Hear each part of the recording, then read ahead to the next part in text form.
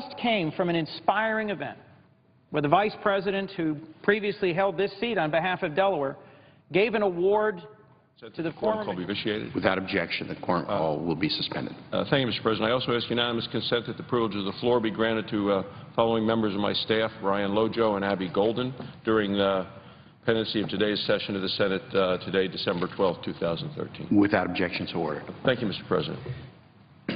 Mr. President, the matter before us is that of a nominee to be Commissioner of the Equal Employment Opportunity Commission for a term expiring July of 2018. This nominee has been asked to serve as a commissioner by President Obama and was confirmed by the Senate by a voice vote in December of 2010 for a term ending July of 2013. While her term expired at that day, she can continue to serve until the end of this congressional session, until December 2013. So she is still in the position, continuing to serve. I've gone through her entire biography, and I would have some questions if I were to have an opportunity to visit as a senator today with this nominee to be Commissioner of the Equal Employment Opportunity Commission. And I'd like to ask the nominee if she is willing to forego federal employee insurance, which she currently has, to go on to the insurance now provided or forced upon most of America through the President's health care law. Would she, who is now seeking nomination and seeking confirmation, be willing to do what Americans are being asked all around the country to do? People who've received letters that have said, sorry, your insurance isn't good enough, sorry, you can't keep your insurance regardless of what the President may have promised. What would this nominee say? Is the President's health care law good enough for her? Is what the President is promising to Americans good enough for her? Or I shouldn't even say promising, offering if they can get it, depending on whether the website is working on a given day, whether they can afford it, whether they want it, whether it works for them. Is this something that this nominee would think is a good idea for her? I'd also like to ask the nominee regarding her views on employers, because of course she is in a position of Commissioner of the Equal Employment Opportunity Commission. Ask the nominee regarding her views of employers who are being forced to change health care plans offered to their employees as a result of the Democrat-mandated and passed on party line votes Obama health care law. What are her views on employers being forced to change health care plans offered to employees because of what this Senate body did? I'd also like to ask the nominee if she believes that an employer who requires some of his or her employees to join the exchange is okay about exempting other employees, if that would be a violation of the Equal Employment Opportunity Commission laws.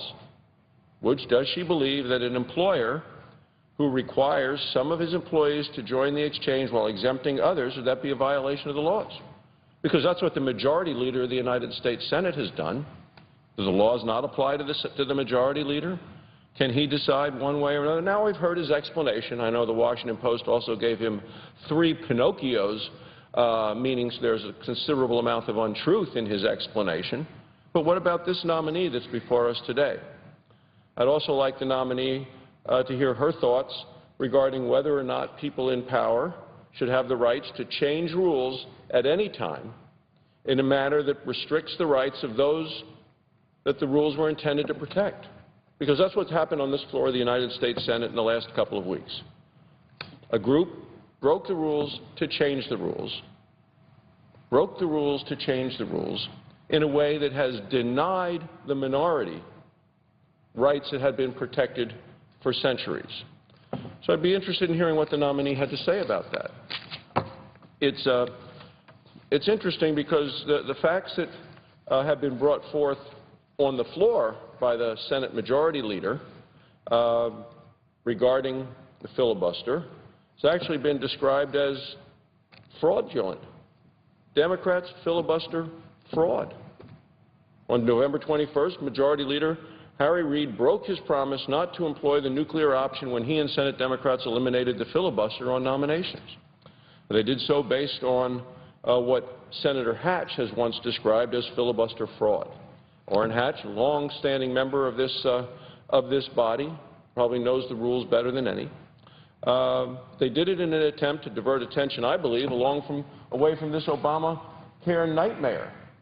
People faced with higher premiums, canceled coverage, people finding out they can't keep their doctor, fraud and identity theft, which is going on even till today, and I think is going to continue and get worse in the future, and higher co-pays and deductibles. Mr. President, one of our Senate colleagues, a staffer, was trying to sign up for insurance on Monday, was on a website that pretty much looked identical, I understand, to the government website. What he found is it took him to a page, and they asked for his bank account number and his PIN number. Now, I think everyone agrees that that is not part of the health care website, but that easily went from something this is a member who works in the United States Senate, works as a staff member for one of the members of this body, and found himself taken through the computer, the broken website, easy to maneuver and manipulate, took him to a phase asking for his bank account number and his PIN number. He then called the helpline, spent several hours on hold, waiting to talk to people, and they said, just get off of that website. And I think the folks he was talking to seemed even surprised to know that logged in what he thought was the correct website, looked identical to the government website, but yet there's the problem there. So what we're seeing is, I believe, an effort to divert attention away from the Obamacare nightmare and ensure that the Circuit Court of Appeals will be a rubber stamp for the President's agenda. And what has happened? Well, the Washington Post looked at the comments by the Senate Majority Leader, who, in the Senate Majority Leader on the 21st of November said, in the history of the Republic, there have been 168 filibusters of executive and judicial nominations. He said half of them have occurred during the Obama administration. This is what the Washington Post said, who looked at it. They said, Leader Reid's figures confused cloture motions, which are requests to end debate, with filibusters, the response to those requests. So just making a request isn't a filibuster. It's actually making a filibuster response to the motion. He said this was despite the clear admonition of the June Congressional Research Service report that cloture motions don't correspond with filibusters. Apparently, Senator Reid didn't have a chance to read that, wanted to ignore it, didn't fit the scenario, the story that he was trying to weave. They went on to say, and since the Majority Leader files nearly all cloture motions, Senator Reid himself, it says, created the very statistic that he relied upon to force a rule change. Senator Reid himself, by filing all these cloture motions, he is the one who created the very statistic that he relied upon to force a rules change. Many of these Washington Post reports were clearly unnecessary. In fact, they say 32% of all cloture motions in the past 4.5 years were withdrawn before a vote. Even the fact checker of the Washington Post rejected the Majority Leader's claim. They say, we especially find it hard to get past CRS's admonition, the Congressional Research Service admonition, that the data in this report should not be used to calculate the number of filibusters as Reid's office has done. And they've given him a couple of Pinocchios on that one, too. I mean, it's fascinating to see the Majority Leader of the United States Senate receiving Pinocchio after Pinocchio in the Washington Post for continuing to distort or tell his version of a story which just isn't true at all. But I believe all of this is in an effort to distract people from all of the issues that are damning and hurting the President with his standing in the eyes of the American people. I mean, it's interesting. You don't have to go too far back in the newspapers. We just go to Wednesday, December 11th. Yesterday, Wall Street Journal, page 4, poll. health law hurts president politically.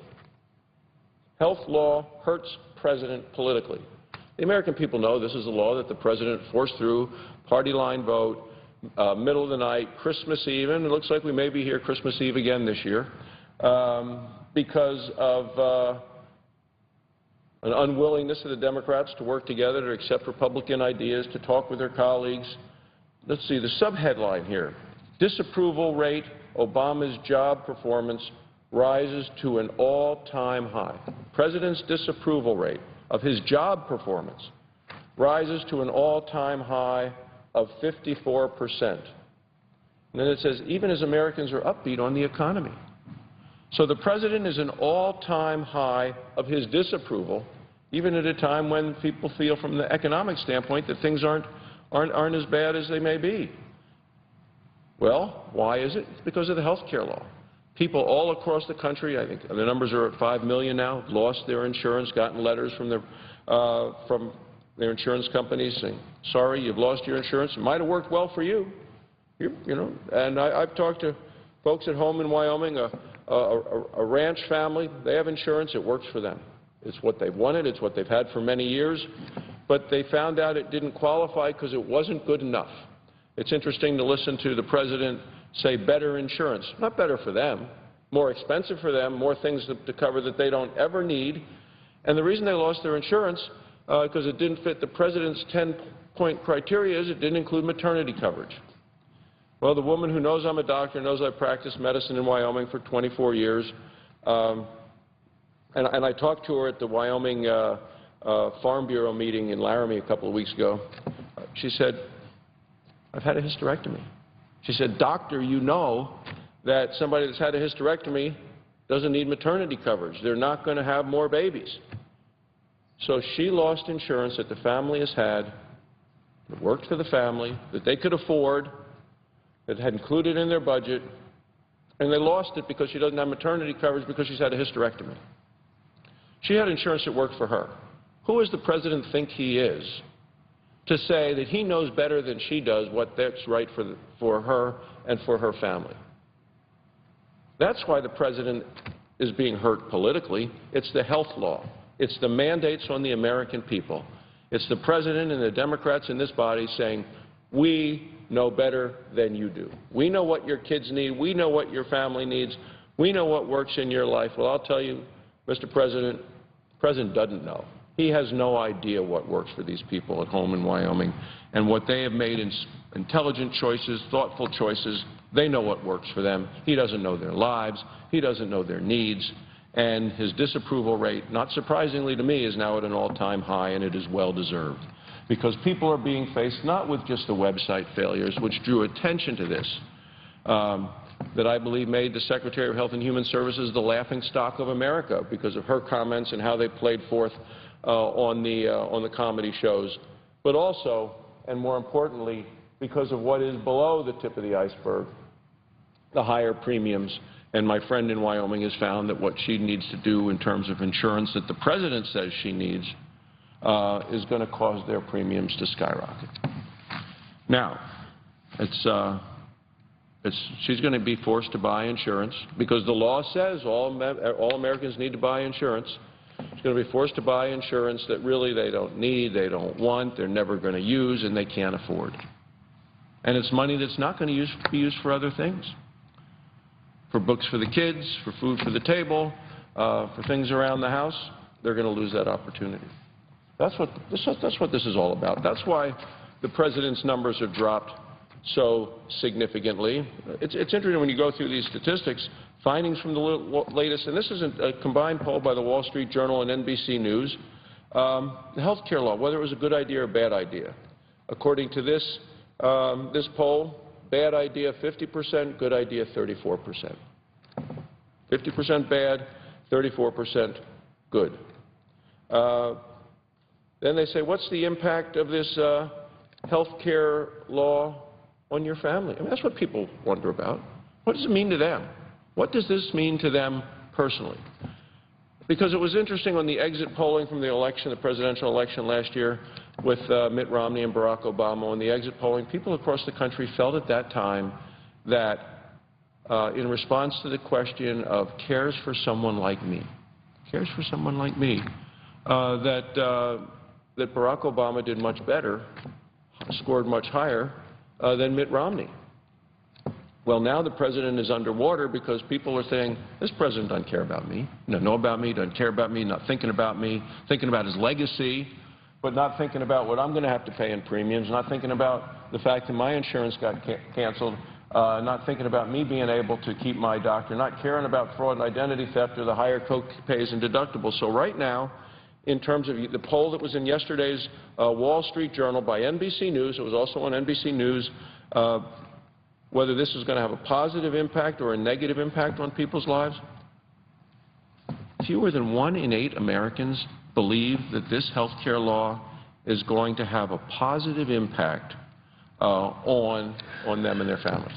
Fewer than 1 in 8. Fewer than 1 in 8. I mean, it's astonishing that fewer than 1 in 8 people think that this health care law is going to have a positive impact for them and their family. Yet it was crammed down the throats of all Americans, forcing them to face all of these issues and costs related to that. The poll shows the president's disapproval at the highest rate ever, 54%, going back from the time he was elected. And in terms of how you look at this, I mean, let's start from reading the article. The federal health care law is becoming a heavier political burden for President Barack Obama and his party. Despite increased confidence in the economy and the public's own generally upbeat sense of well-being, a Wall Street Journal NBC News poll suggests. Disapproval of Mr. Obama's job performance, it said, hit an all-time high in the poll at 54%, amid the flawed rollout of the health care law. Half of those polled now consider the law as a bad idea, also a record high. Well, there was the flawed rollout, but websites can be fixed, and this website's going to be fixed. That's why the website failure is only the tip of the iceberg. The thing that really has people mad are the letters that they've gotten, 5 million letters. And, we don't even know how many letters went out in states like Illinois, Ohio, Texas. We don't have those numbers yet. So the number of folks who've lost their health care coverage that worked for them, that they liked, that number is going to, I believe, be higher than 5 million. So this is going to continue to roll out with people showing huge disappointment. I expect the president's popularity to fall even further. I think it's going to get even worse, Mr. President, come January 1st as people start to go to a doctor and find out that maybe they think they bought insurance through the health care website and find out that they actually don't have it. We have people that I've talked to, and they put in all the information. They spent hours. They got the website went down. They came back. They went at low hours, and they don't have confirmation yet. They don't know. They really don't know if they have insurance yet. They'd like to know. They'd like to feel assurance. They'd like to have confidence that their government can get something right. They don't see it right now. They don't see this government doing what the president promised. He was on television with Bill Clinton at that Clinton World Summit in New York just 3 or 4 days before the website was unveiled. And there was the president sitting with former President Clinton saying that this was going to be easier to use than Amazon. Easier than Amazon. Cheaper than your cell phone bill. And if you like your doctor, you can keep your doctor. Did the president really believe that, or was he so detached, so disconnected from the reality of what's happening in this country that he wasn't even overseeing his job of this is a signature achievement? And yet he ignored, it seems like, the implementation process. For those in this body who've served as governors, as chief executives of states, as our president of the Senate now presiding has done, you never let that happen. You might have tested it out yourself. What's it going to work like? I'm curious. What happens when people sign on? What do we find out? How does it work? But to just push go and have this blind confidence that everything is going to be fine and not know, and 3 days, 4 days before be on a world stage saying, oh, easier than Amazon. I think it's very distressing to many people, which is why the president's performance shows such high disapproval, 54%, and why, according to the Wall Street Journal, poll in NBC News, the health law is hurting the president politically. Now, this is not just a survey of a couple of people. This survey is of 1,000 adults, and it was conducted between December 4th and December 8th, and what it did is found a sharp erosion, they say, a sharp erosion since January in many of the attributes of a president. Now, what are the attributes that you'd like to have in a president? What would a nation look to in a president? Attributes that would say, this is what we want in our president. Honesty. You know, that's what you'd like to have, a president who's honest. Leadership ability to handle a crisis. Well, you know, that had kept this, they say that had kept President Obama aloft through the economic and political turmoil of his first term. But now it's not there anymore. The feelings of the president regarding even his own honesty has dropped precipitously. You don't want our country to have a president that the people think is not honest, but that's where we are right now. And I will tell you, Mr. President, he brought it upon himself. And he did it intentionally, he did it deliberately, and he did it by looking into that camera and intentionally misleading the American people about his health care law. And not just in the lead up to passing the law, but continued all the way through. What did the president say? He said, if you like your insurance, you can keep your insurance, period. Period. It was his punctuation of that sentence that said there is nothing after that. He said, if you like your doctor, you can keep your doctor, period. And he's continued to say that. It was interesting, even after the whole debacle, the letters going out, so many people finding their coverage had been canceled, the White House website continued with a video of the president saying, if you like your coverage, you can keep your coverage, period. If you like your doctor, you can keep your doctor, period. Is it any surprise that the American people no longer find the president trustworthy? Honest. Is it a surprise then that the president finds that the health law is hurting him politically? Is it a surprise that his disapproval of his performance is now at an all-time high? That's what we're dealing with in this country, and yet the president continues to go forth and say, well, what are the Republican ideas? We have had idea after idea, try to visit with the president about those ideas. He wants to hear nothing. He wants to hear nothing.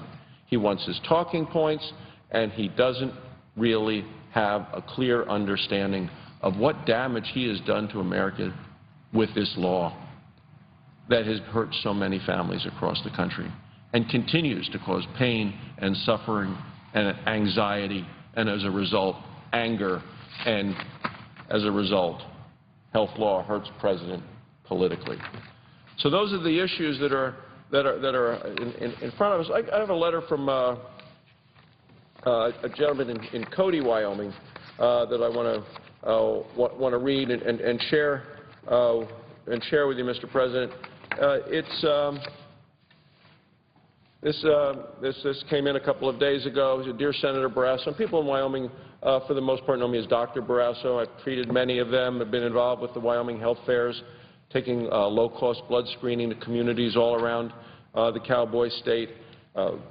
Still attend the fairs, go to a lot of the small communities, visit with people. They come in, and we actually did a poll there about why people go to the health fairs, and the number 2 reason they go is for their health, and the number 1 reason is to socialize and see other people in their community. And I know, Mr. President, you saw similar things in your home state when you go out to activities that people go to, and they want to see one another. But this is a gentleman who wrote to me, who knows of my activities in the health fairs and as a doctor, and he said, just got a quote from my insurance agent on a Obamacare insurance. He said, from $860 I currently spend per month for my family of 4, he said, to $2,400 a month. From $860 to $2,400 a month. And then he says, all with the low deductible of $10,000 per person per year. I mean, that's the other issue, this higher copay and deductibles. this is a big part of what's happening with this health care law. I mean, it's interesting. The Wall Street Journal, Monday's Wall Street Journal, December 9th. Deductibles fuel new worries of health law, sticker shock. That's what my friend from Cody, Wyoming is finding, hitting with these higher deductibles.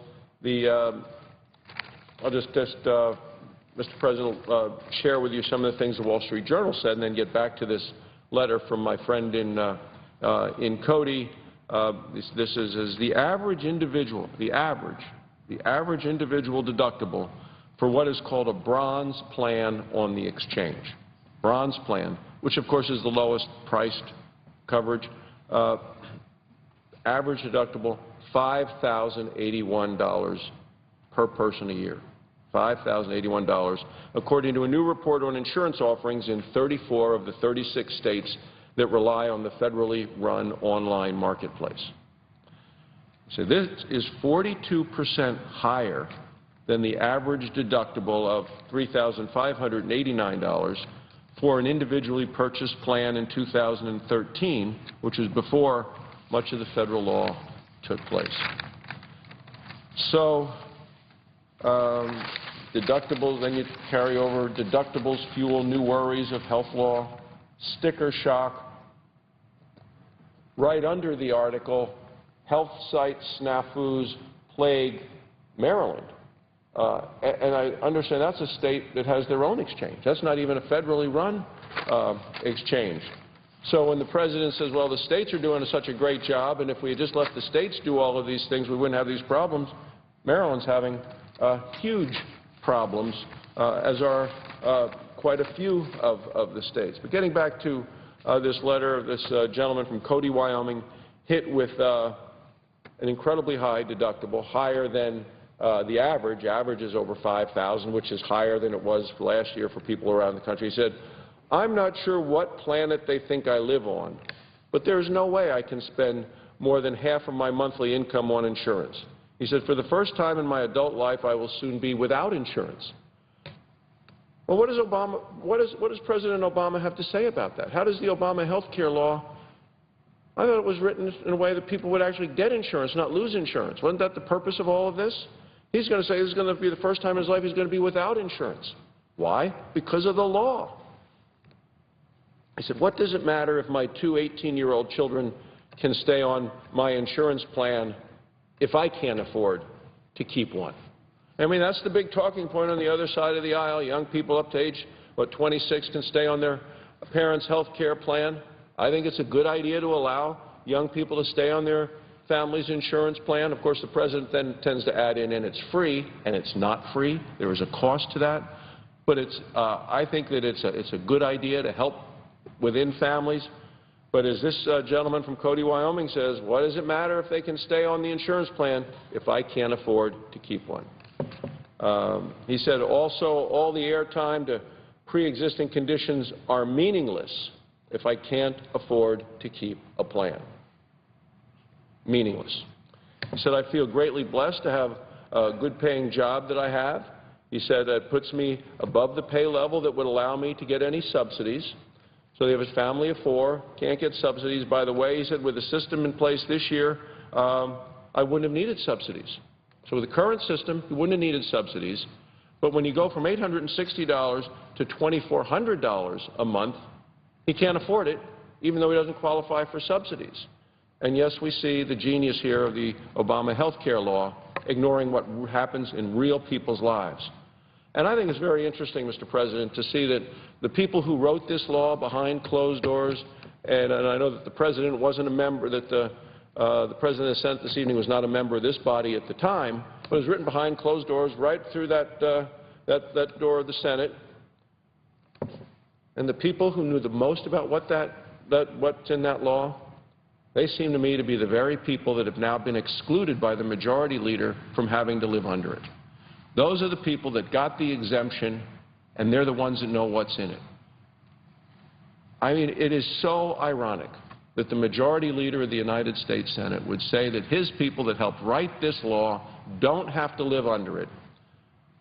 And then the Washington Post calls him on it, but yet the rest of America has to live under what isn't good enough for the majority leader's own staff. Well, I'll tell you, it's ironic and it's sad to see the day like this come to our country. So, as this gentleman says, he's never needed to have subsidies before. He said, I've never needed them in the past and would like to continue to never get a handout from my government, which is, this is independent, individual, doesn't want subsidy. He's not asking for a subsidy. He just wants the insurance that worked for him and his family for all of these years. Now he has no insurance.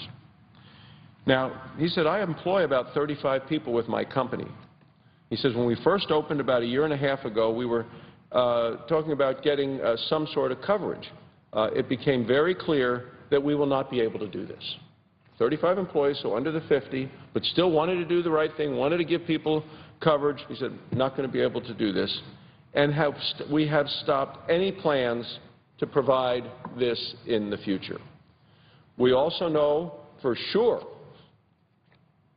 that we cannot afford to ever employ more than 50 people as we continue to grow.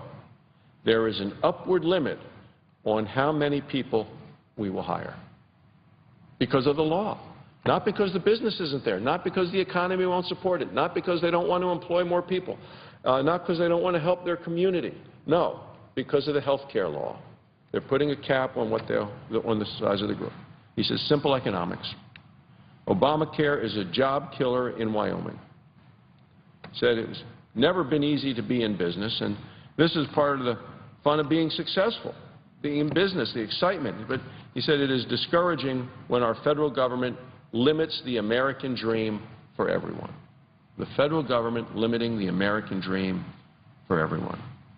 He says, I'm thankful for your efforts, but from my office chair in Cody, he said, it's already too late.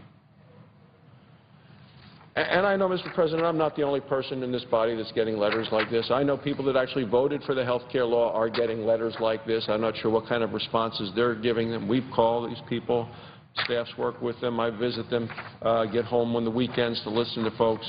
But when you take a look at that sort of a letter and that sort of a, I think, well thought out, rational approach to somebody who is working, has had insurance their whole life, provides for their family, and builds a business in a community, hires people, wants to provide insurance, and now says, not going to provide insurance, going to limit our growth, and my family loses insurance. And why?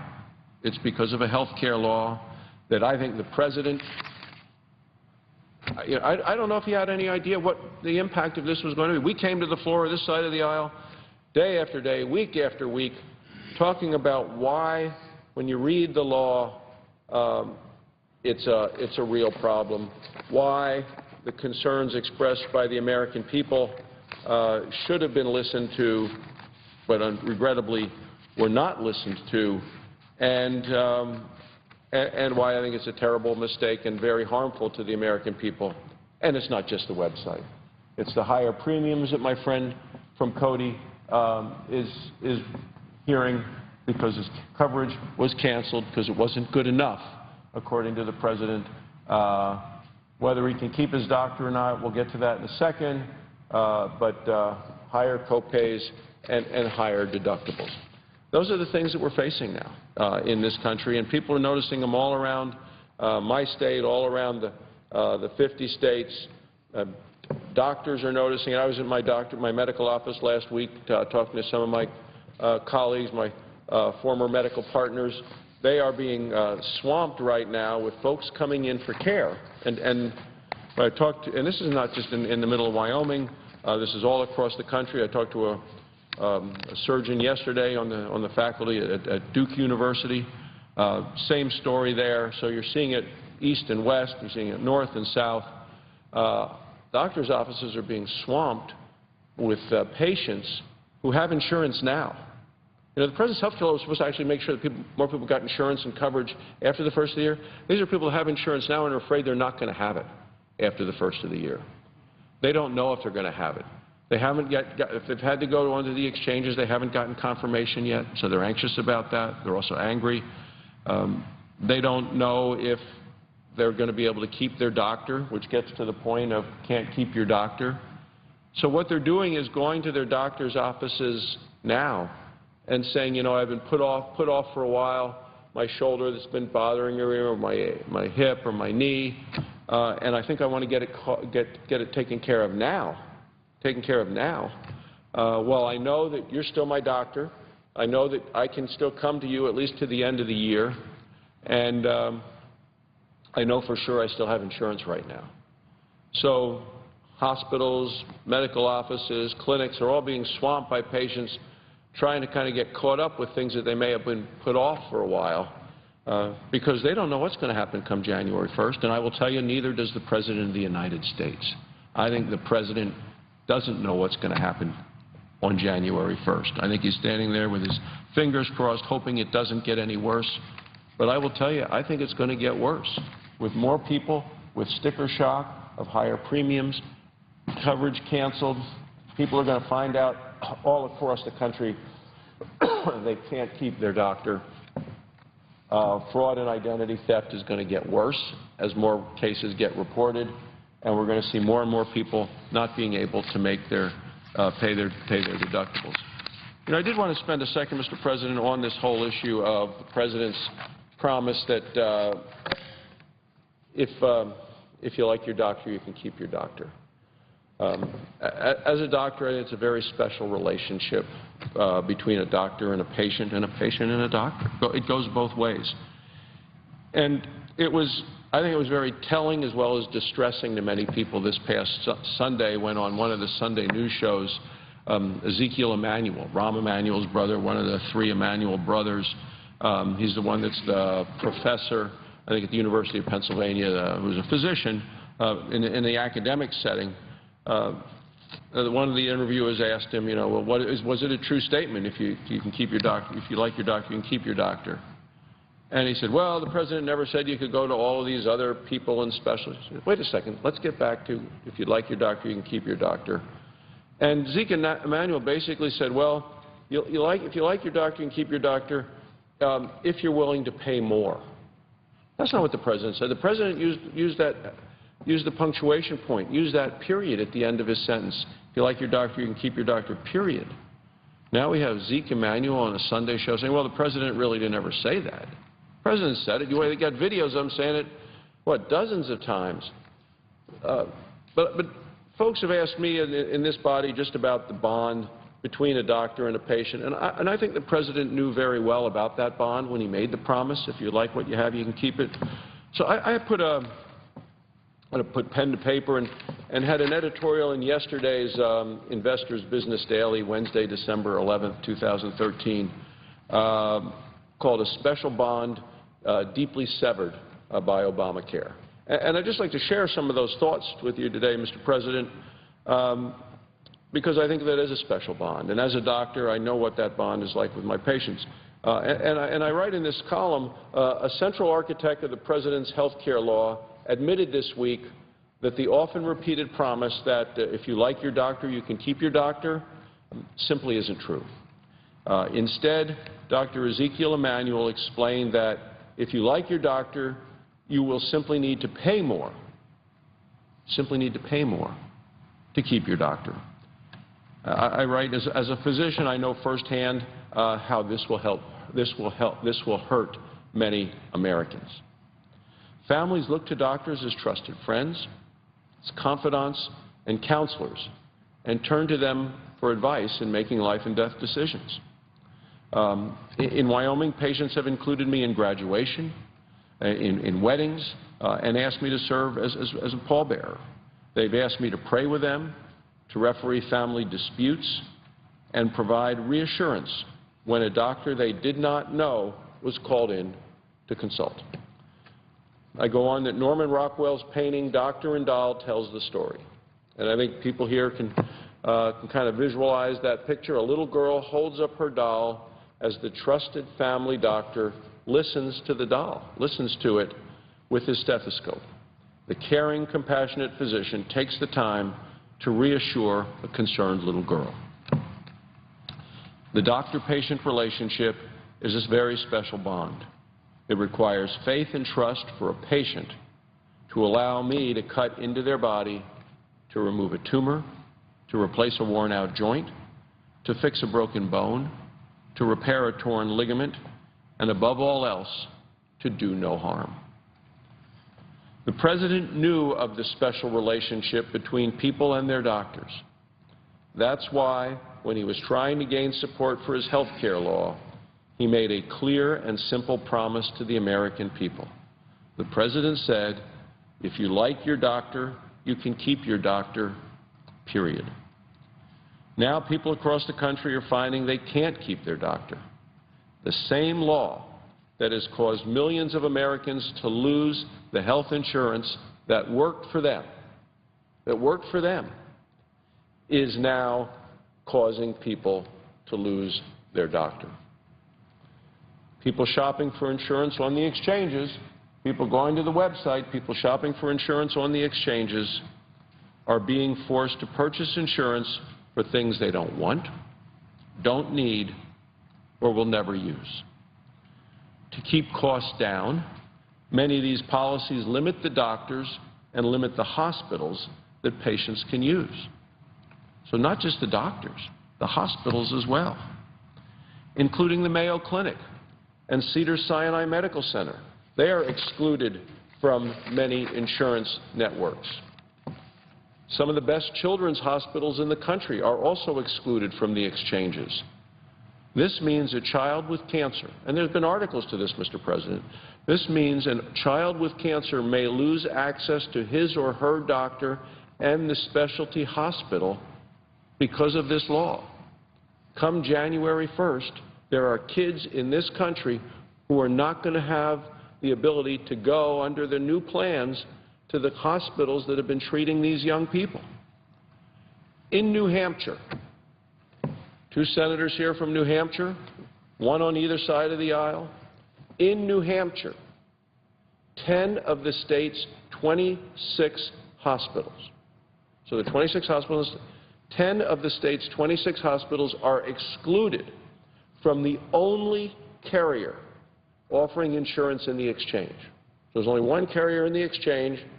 I remember the President talking about all this competition. One carrier in the exchange, 26 hospitals in the state, 10 of them are excluded from that only carrier that's offering insurance in the exchange. Now, I'll tell you as a doctor, this next sentence is fascinating.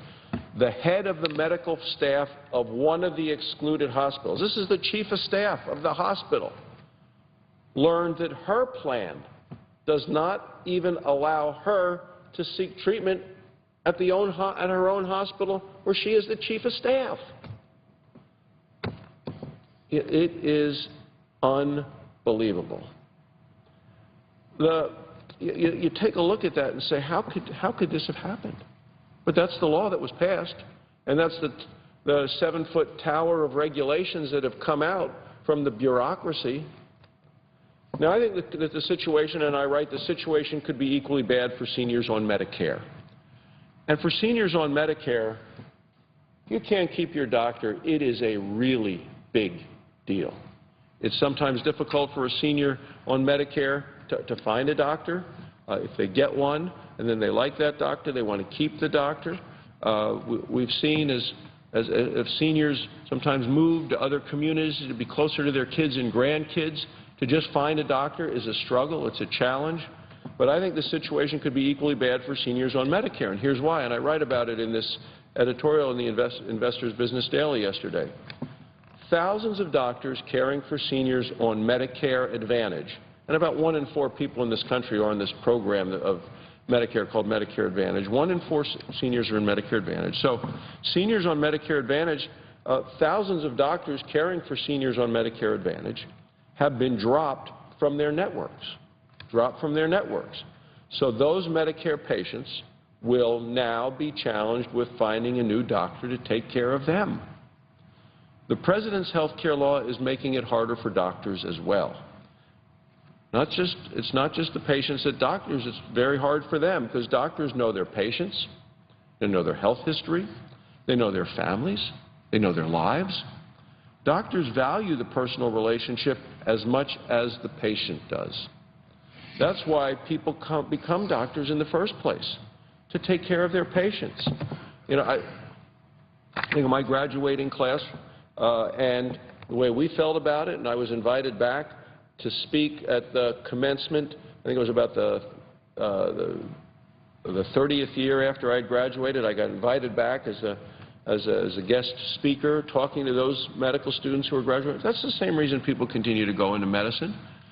They want to take care of patients. They're intellectually stimulated and challenged by all the new advances, but you go into medicine so you can take care of your patients. Well, what I also go on in this editorial, I say even if someone is able to keep their doctor, they won't necessarily be able to spend as much time with that doctor as they might like. That's because nearly two-thirds of the doctors expect to spend more time on paperwork under the requirements of the new law. So doctors are going to have to spend more time on paperwork. And now some of this is done with computers, with electronic medical records, but it's still kind of paperwork-keeping activities.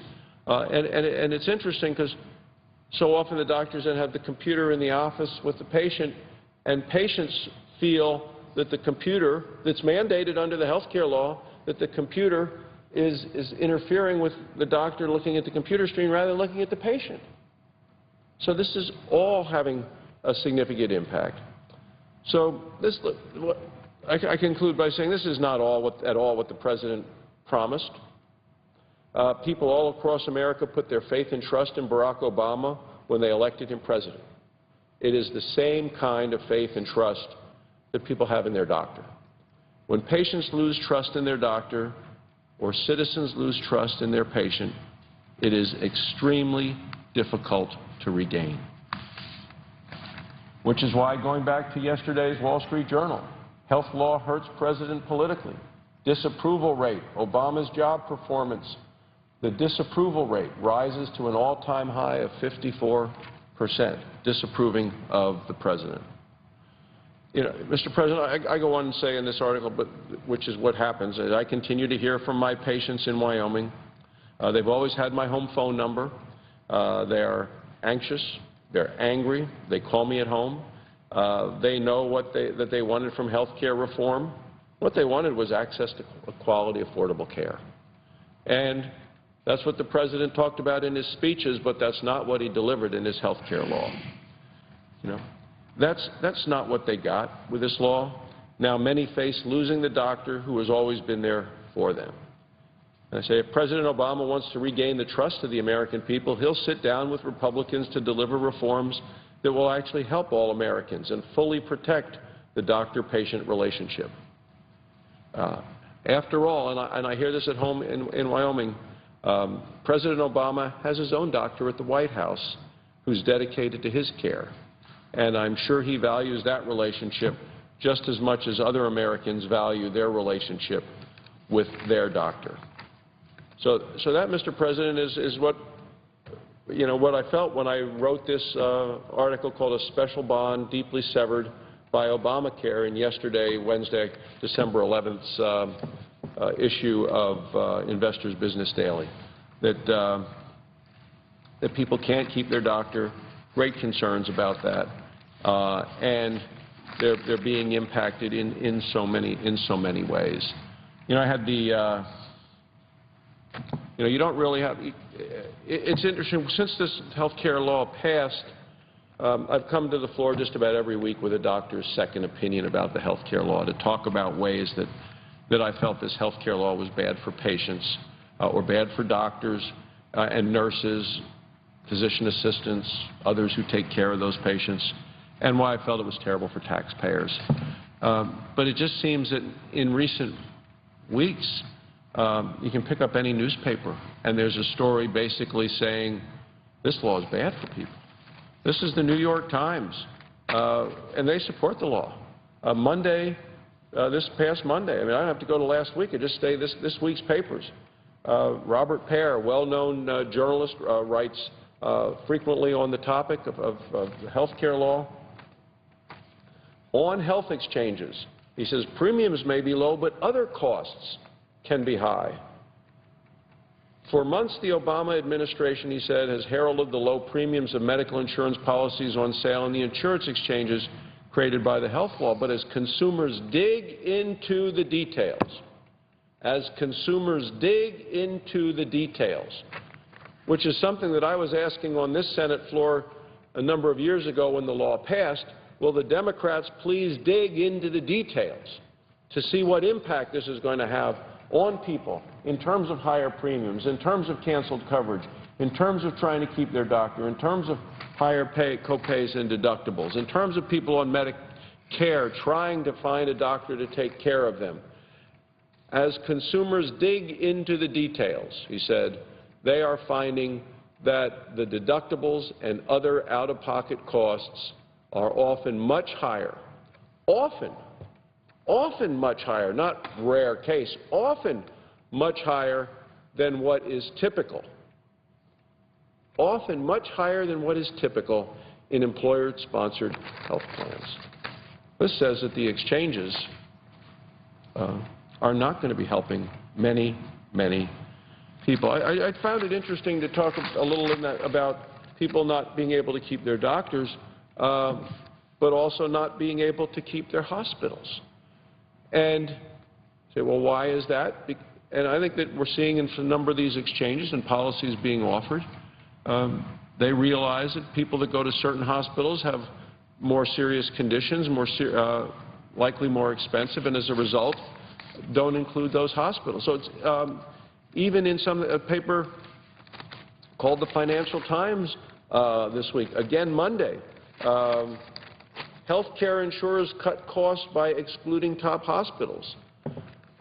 People buy, this is Monday of this week. I mean, we're seeing this week after week, which is why I've been coming to the floor with great regularity, just to share with this body what people across the country are seeing.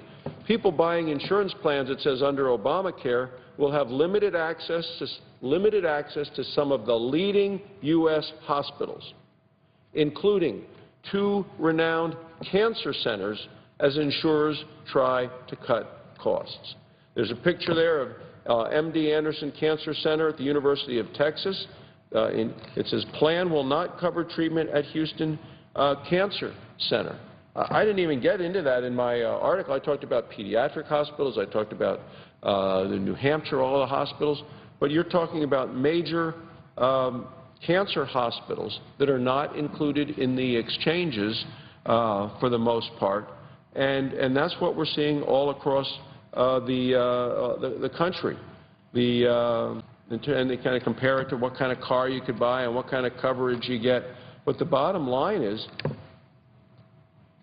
people were misled by the president, and people feel deceived by this president. Tuesday's Washington Post, under health law, insurers limiting drug coverage. Costs may soar for those with HIV and other ailments. This isn't a back page. This is the front page of the Washington Post. This is all as a result of what the Democrats in a party line vote passed and forced upon the country. I mean, that's what's going on here, Mr. President. We have a health care law that people are very uncomfortable, and they're going to continue to let the president know that, which is why he's being hurt. His disapproval is the highest ever, and what has been sharply eroded are folks' belief in this president's honesty and his leadership ability to handle a crisis. This is a crisis for the president. This is a crisis for the country. And what's the president doing about it?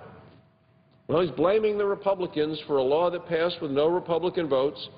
He's blaming the Republicans for an idea that was his and was forced through on party line votes without Republican input, written behind closed doors, right through those doors, over there, by people who have now been excluded don't have to go under the health care law.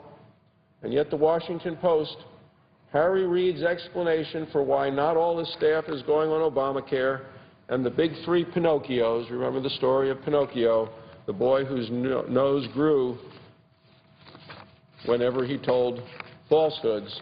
That's what the Washington Post has to say about the majority leader of the United States Senate in not making his all of his employees live under what the rest of the country is having to deal with right now. I think it's very distressing, Mr. President, and that's what we're facing. The country is facing higher premiums. You know, are people going to not have Christmas because they're instead having to use that money to pay their January premium? Are they going to not pay the January premium? I mean, how does that play into all this? Do they decide, well, I don't think I'm going to have insurance, like my friend from Cody that wrote to me, who's had insurance all of his life, but not now? And, you know, we have a senator from Wyoming, the other senator, the senior senator, Mike Enzi. He was one who was also sounding the alarm during this entire debate. You know, he saw the impacts beforehand, and it was interesting. There was a letter to the editor in the Powell Tribune, a newspaper in Wyoming, that talked about what we saw coming with this health care law. It was written by someone from Gillette, Marion Scott. The headline is, Enzi saw ACA impacts beforehand. It says, Dear Editor, Fox News, they say, has a very interesting and informative program Tuesday evening, November 6th, on the Kelly Files with Megyn Kelly. It says, as anyone who watches Fox News knows, that they are covering the beginning effects of the Affordable Care Act, also known as Obamacare, and it is being implemented. Megyn Kelly began her program stating she had a special guest who had predicted 3.5 years ago almost exactly what will happen when the Obamacare law goes into effect this October. Her special guest was our own Wyoming senior senator, Mike Enzi, and he had made his predictions in a speech on the Senate floor 3.5 years ago. He was then called a fearmonger and radical right-winger.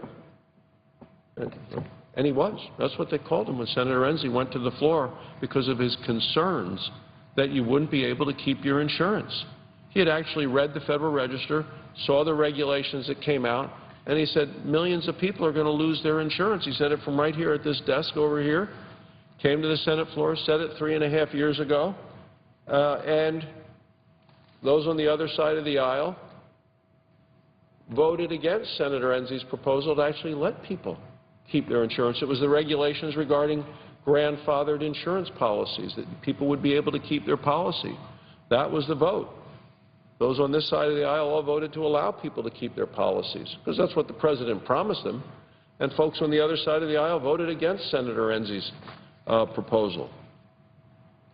But those on the other side called Senator Enzi a fearmonger and radical right-winger. Senator Enzi was probably, they say, one of a very few elected officials who had actually read the bill. Senator Enzi, it says, was one of the few elected officials who actually read the bill. And I believe that, Mr. President. I mean, who can forget Nancy Pelosi saying, first you have to pass it before you get to find out what's in it? I mean, that video has been played and played again and again. And I believe that many of the people who voted for it never did read it. I believe they didn't read the bill. I believe they didn't really understand it. And part of it is I believe they actually believed the President when he said, if you like what you have, you can keep it. If you like your insurance, you can keep it. If you like your doctor, you can keep it. You can keep your doctor. So they took this as an article of faith. I read the bill. Senator Enzi read the bill. I know a number of our members who read it were very concerned and came to the floor and spoke about different parts of the bill. I can remember Senator Susan Collins standing here with her sign about the impact on small businesses and how detrimental it was going to be. I remember Senator Olympia Snowe down here on the floor focusing on how it was going to impact businesses in Maine. And yet, all of these concerns that we raised, which are now coming home to roost today, were ignored on the other side of the aisle. Well, this woman continues and concludes by saying, with this kind of representation in the Senate, I would ask Wyoming voters this question: is now a good time to send a new U.S. Senator to Washington and lose this experience and seniority? I'll tell you, I'm proud to stand with Senator Enzi, and he saw it coming. He saw it coming 3.5 years ago with this amendment on the Senate floor.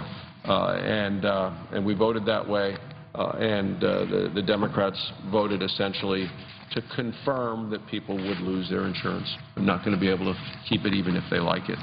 So these are the problems that continue to plague the health care law, continue to plague folks all around the country as they're trying to deal with something that they never anticipated. You know, you kind of think a year in advance, what's going to happen with our kids, what's going to happen, are we going to need to do something with the car, patch a hole in the roof, how do we kind of budget for the year? I'll tell you, my friend in Cody, Wyoming, never, ever saw coming that he was going to have to go from $860 a month to $2,400 a month for health insurance. And we know that at least 5 million people have gotten letters that they've lost their insurance. For them, I don't think they're going to find that it's going to be a very a happy holiday season, a very Merry Christmas. I think they're going to be trying to figure out, do I have insurance or do I go without, is what's going to happen with my friend there. Those are the things we're looking at. And then, of course, the website. I mean, it's just interesting. This is an article in this week's Jackson Hole News and Guide, Jackson Hole, Wyoming. New health care glitches plaguing Jacksonites. Marketplace insurance companies try to mail paperwork to Jackson Street addresses, but they only get mail in post office boxes there. But that's how the website was set up. Wasn't set up so there would be a separate area for, they have the street address, they don't have a mailing address, they need a physical address, but some places you don't get mail that way in many places around the country in certain rural American locations. But people that wrote it, people that did this whole thing, rather clueless about how the country works, rather clueless about what happens in people's homes, in people's families, in people's communities. I'm sure they are very smart people and got degrees from advanced places, but really don't have an idea of what's going on out there.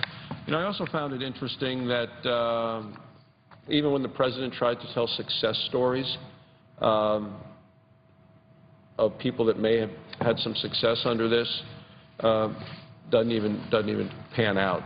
I mean, a story in the weekly on CNN. A woman hailed by president as Obamacare success story now can't afford Obamacare. CNN reports that a woman the president hailed as an Obamacare success story just realized she won't be able to afford Obamacare because it's too expensive. It's too expensive. Mr. President, you know, this is the tragedy. This is a national tragedy, this Obama health care law. And it was a self-inflicted wound on our country. No foreign enemy did this to us. The President of the United States, who gave speeches that painted a broad picture of a better world, has delivered a much worse world for folks through this legislation. I mean, I think this is devastating to the country. To patients, to doctors, to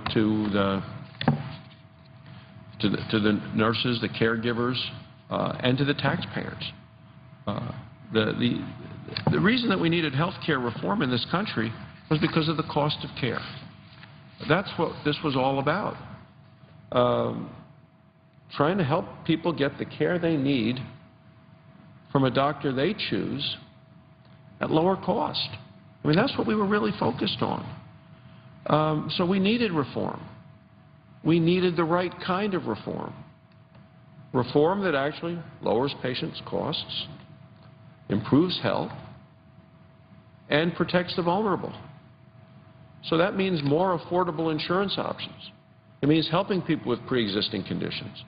It means protecting the quality care for older Americans. We don't have any of that with this president's health care law.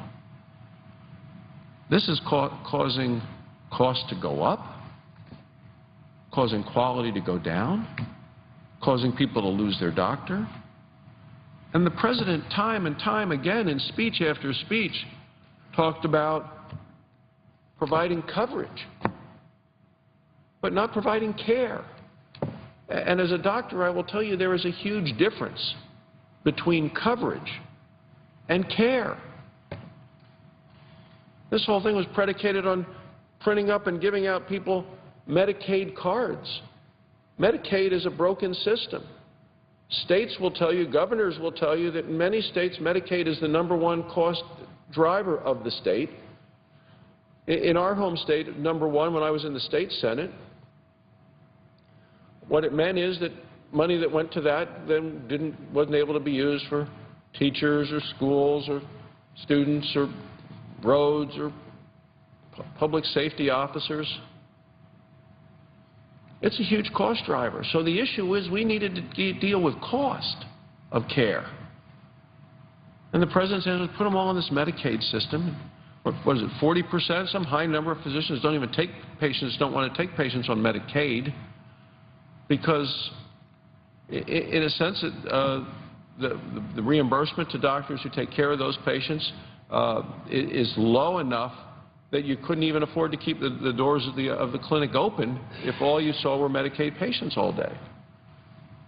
So doctors want to see and take care of everyone. The idea was to put all these additional people on Medicaid, give them Medicaid cards, but this whole health care law did nothing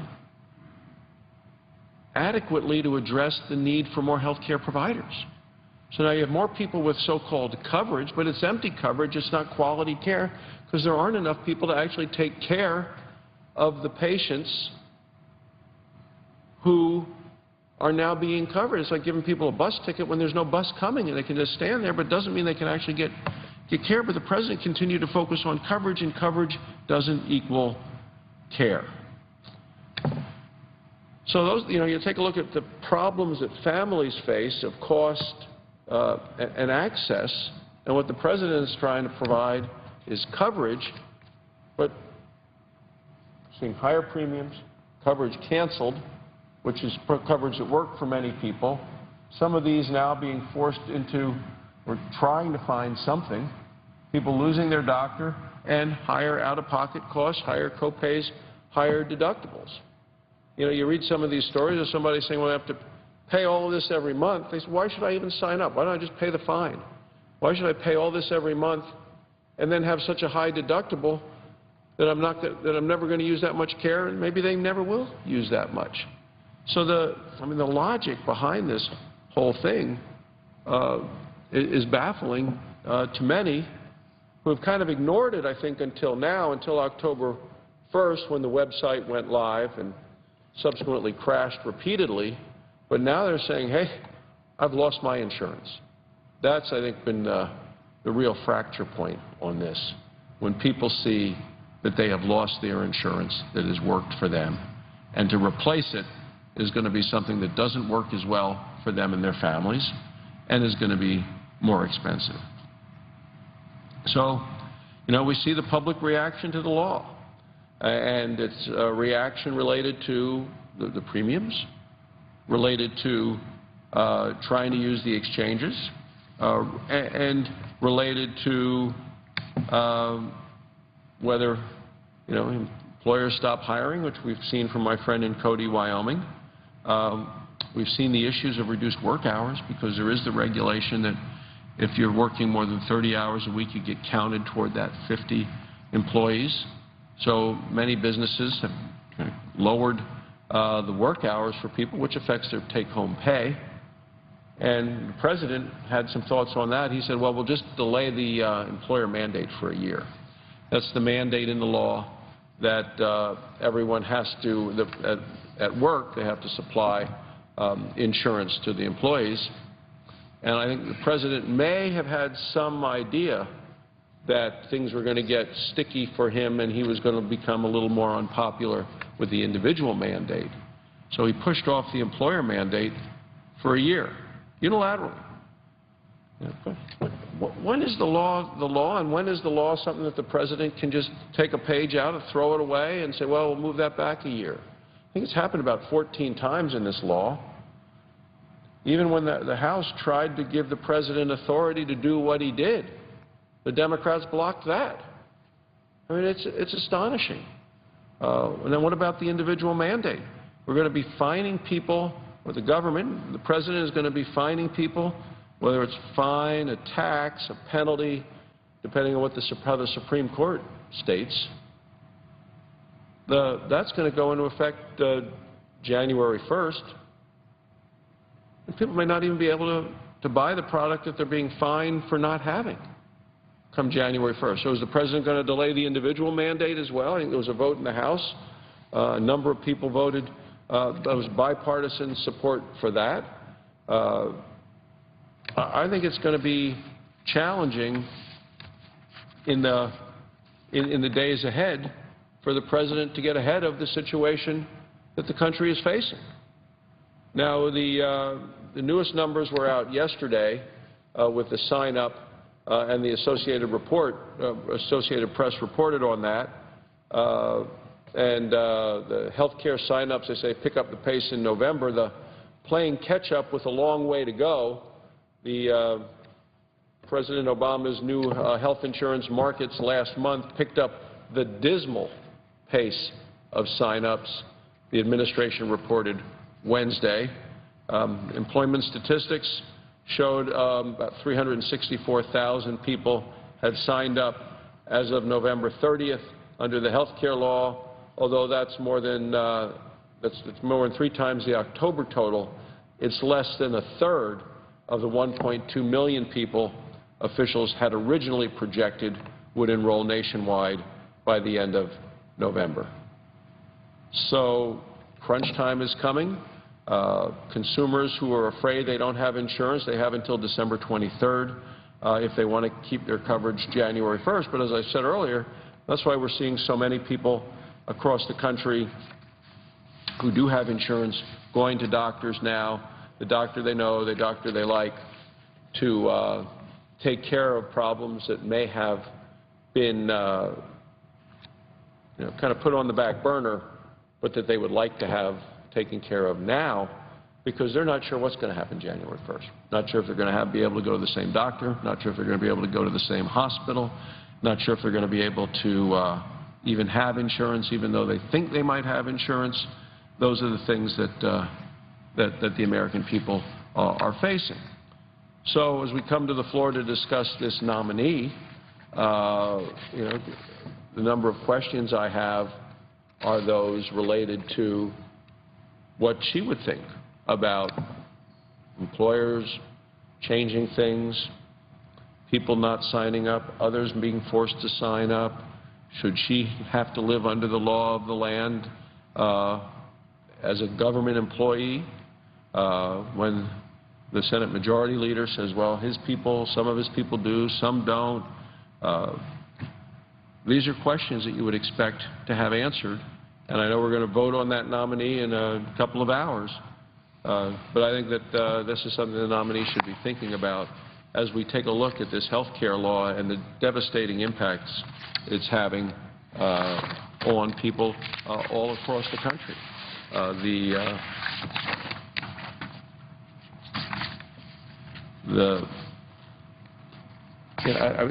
You take a look at what's happening for consumers. People who don't work in Washington, people who don't live in Washington, and what you see is that the costs are going to be crippling to them. I stand here amazed that that gentleman from Cody, Wyoming, tripled the cost. Now, I don't know that everybody's going to face that, but the president promised that costs would go down. He promised his health care reform would save American families. I think he said $2,500 per year by the end of his first term. I remember that, and I've seen the reel of him saying like 15 times he said that. Well, your insurance premiums will go down by $2,500 by the end of the first term. Go down. They've gone up significantly. Thousands of dollars they've gone up.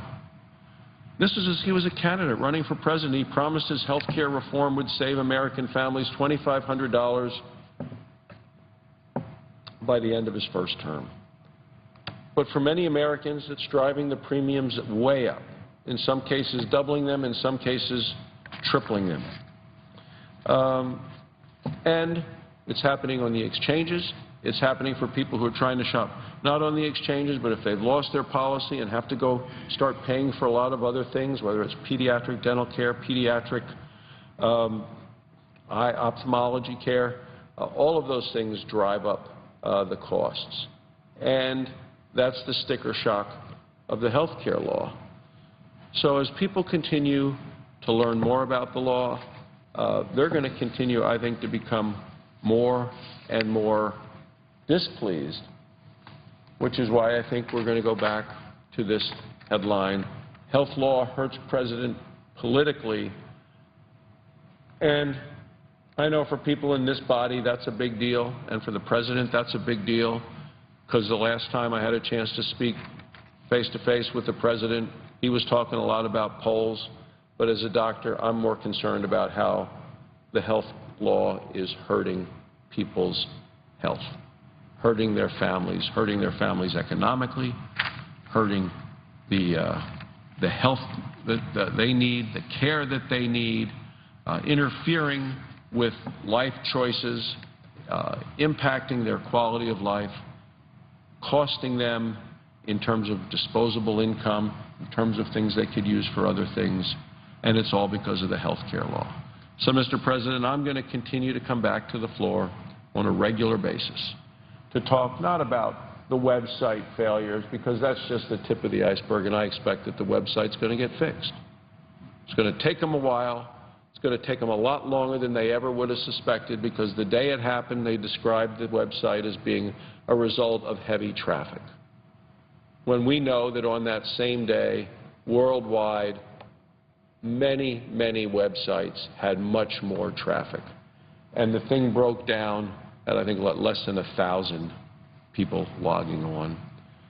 But they said it would be fixed almost immediately, and it wasn't. And here we are, and they said it would be fixed by the end of November, so they gave themselves 2 months, and it wasn't. And somebody testified not too long ago in the House to say the back end hasn't been built. There's 30 to 40% of it hadn't even been put together. But ultimately, the website will get fixed. But the higher premiums are going to continue. People trying to buy insurance for their family that meets the criteria that the president has set out, which isn't really based on criteria that works for families or necessary for families. It's just these 10 things that government has decided that they think they know what's best for families, when I think families know what's best for them and what they would look for with health insurance and health care. So you're going to continue to face higher premiums. People are going to continue to have their coverage canceled.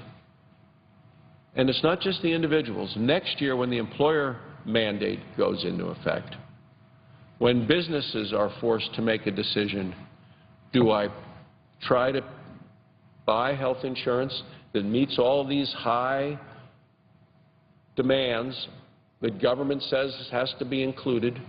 Do I meet all of that and face these double or triple higher premiums? Or do I say, just go to the exchanges? Do patients, people who work, will they lose their employer-based insurance? I think we're going to see more and more of that. I mean, even the Congressional Budget Office, who took a look at this health care law, said it will happen. They said that there are employers who will no longer provide insurance who are providing it now. There are different numbers from different assessments as to how many people are going to be forced off of their employer-based insurance, how many folks will lose it. I don't know. I've seen different ranges, but it starts in the low millions and it goes into the tens and 20s and 30s of millions and even higher than that. So those are the folks who will be losing and having their coverage canceled. And then will those people be able to keep their doctor? And the answer there is many will not. Many will not. Many of those who have lost their insurance now aren't going to be able to keep their doctor, even if they want to, and even if their doctor wants to keep them.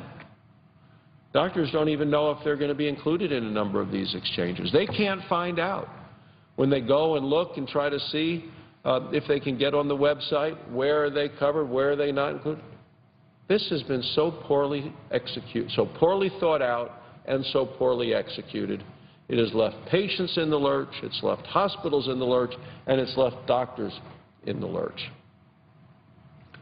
I'm astonished that all of these people still have the faith and confidence of the President, which is probably another reason why people don't look to the President now as having either honesty or leadership ability to handle a crisis.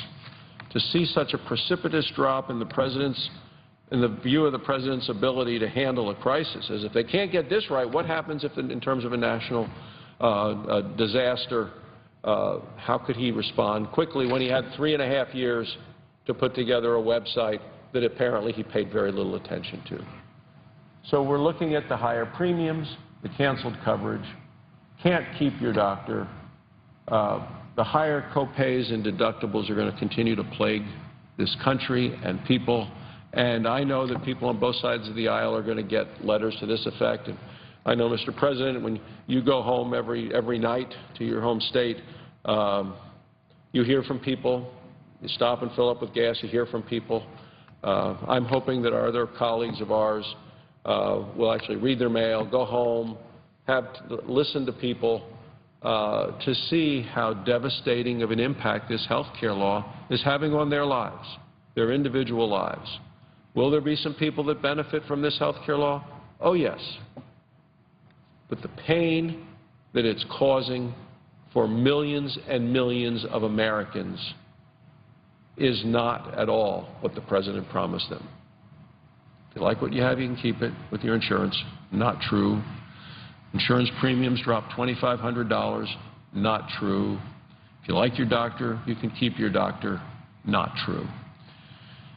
And so, Mr. President, I come to the floor to discuss a nominee who very likely is not going to ever have to be living under the President's health care law.